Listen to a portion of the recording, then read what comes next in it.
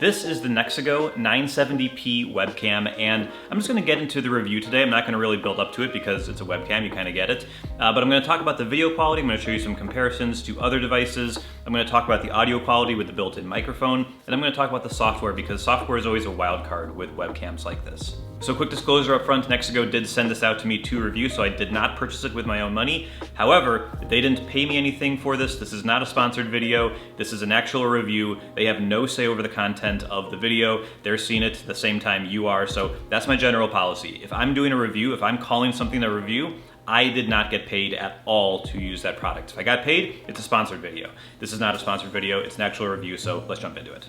So this is video on the Nexigo 970p, and your first impressions are probably that it looks good, but not absolutely incredible, right? Like, you're not thinking, oh, is he cheating and putting his mirrorless up there? No, it doesn't look like a mirrorless camera. It doesn't look like a phone, right? It definitely has that webcam look, and it's got that fixed focus where just everything's in focus and everything. It's definitely a little grainier. You can see, if you zoom in, you can see there's a lot of detail, but it just looks kind of soft in general. And I think that's mostly okay, right? You're gonna be using this for web calls, you're gonna be sending it through Zoom or whatever chat app you're using, and it's gonna compress that, right? So you're going to get compression. It's not going to look 4K or anything when you're using it for those chat things, but sometimes you wanna record your video locally. And so what you're seeing right now is the best quality. You're seeing directly recorded into my Mac. This is the highest quality, and then it'll get compressed by Zoom and all those things.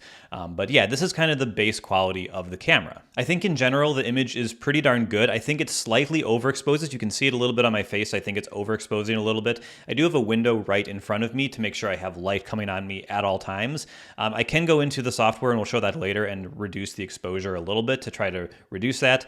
But yeah, I think that in general, you're getting a decent image here. And then I'm going to do a couple comparisons here to give you an idea for where it sits amongst the other webcams that I personally have access to.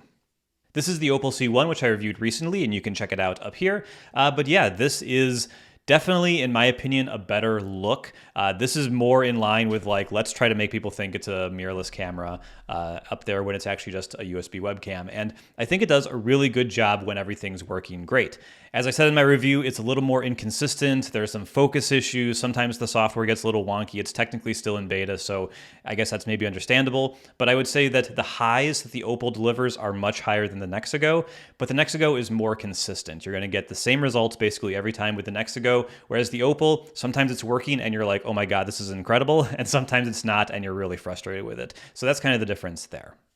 Okay, this is a big step down, but this is the 13-inch M1 MacBook Pro, and if we're being totally honest, it's probably more like this is what you're getting from this since it's on your desk.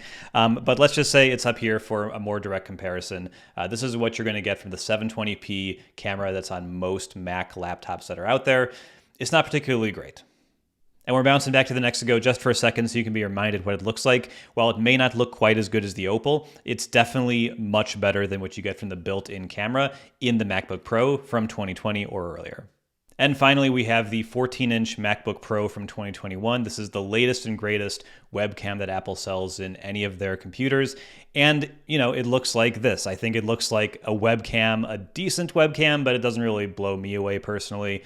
But yeah, that's kind of the context that I can provide based on the webcams I have around. This is a mic test on the Shure MV7. It's as good as audio is going to sound in this test, but it's a baseline for how good things could possibly be. This is a mic test on the Nexigo 970p. Is it good? Is it great? Is it terrible? You be the judge. This is a mic test on the 2021 14-inch MacBook Pro. Is it good? Is it great? Is it terrible? You be the judge. And this is a test on the AirPods 3rd generation. Is it good? Is it great? Is it terrible? You can still be the judge. Now, there is an app you can install to use with the camera, but honestly, I would recommend just using the remote that comes in the box. It's powered by 2 AAA batteries, so just pop those in there, and then you can do basically everything you need from here. You can turn the camera on and off, you can access the menu and change settings directly on the camera itself. You can navigate and pan around the image with the arrows. You can set up to 3 different presets if you want to have like a wide angle, a close-up, and maybe something else. And you can have zoom controls here, and they also let you turn on the auto framing feature, which is their center stage equivalent, right from the remote. Okay, so I'm just going to use the remote a little bit to kind of show you what you can do. Basically, I can just zoom in. This is an infrared one, so you can kind of see it in the front here. You do have to be pointing at it. You can't just like have it under your desk or something.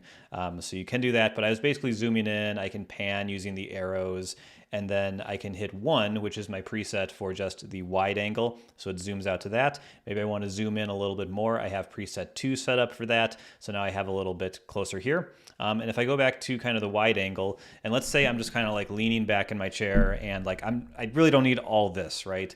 That's when you can hit the auto framing button, and it's going to auto frame, and it should zoom in and focus me, right? Even though I'm not centered in the frame originally, it's focusing me right in the center here, so I can move. If I move over to like this side, it will shift. It's not quite as beautiful as kind of like the animations in Center Stage, but I find it pretty decent, and especially if you stay kind of in one spot, it works pretty well.